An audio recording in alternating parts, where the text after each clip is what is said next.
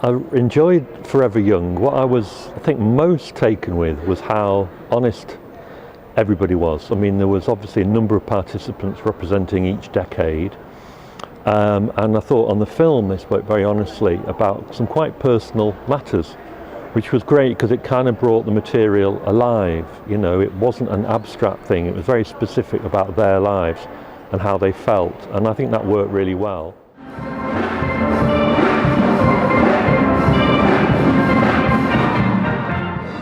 I saw a poster about the event at the university and thought I should pop along. I found the film really interesting and it was great to see different perspectives of people's youth. I think it's a great idea and it's been a brilliant festival so far.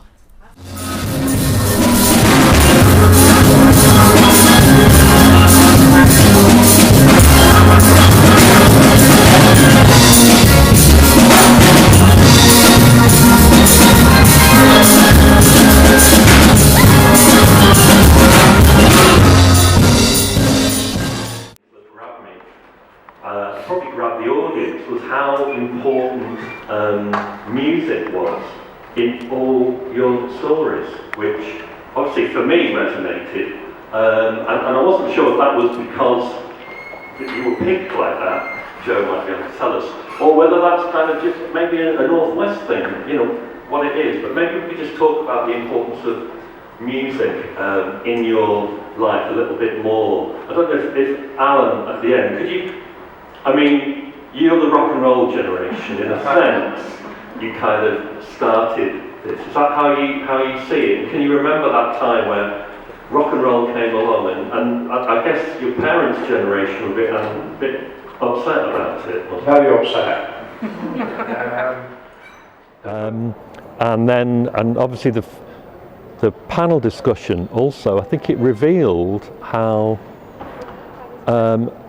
they also kind of represented their generation really well. I was particularly interested in the way that the 60s became a kind of pivot period.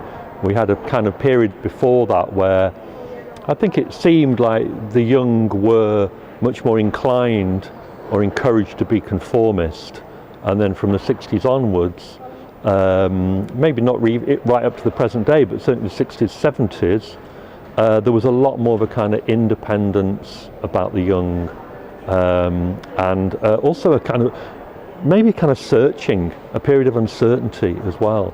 And again, on the panel they spoke really honestly, you know, in front of an audience, which was fantastic.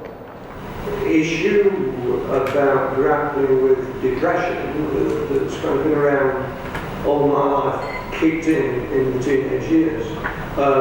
Very, very difficult to cope with, kind of classic teenage stuff, every 2 minutes of the heartbreak and all the rest of it, but left a real legacy. And I think for me it was a time of vulnerability, looking back, with at that time the film.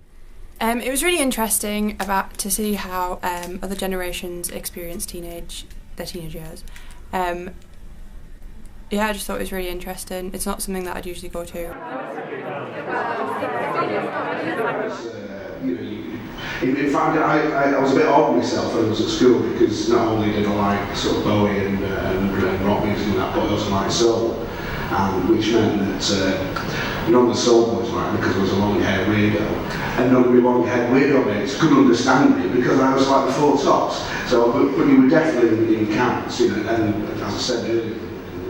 Don't you think there's a role for academic study to try and put all this together, to see the similarities between the generations and also the differences?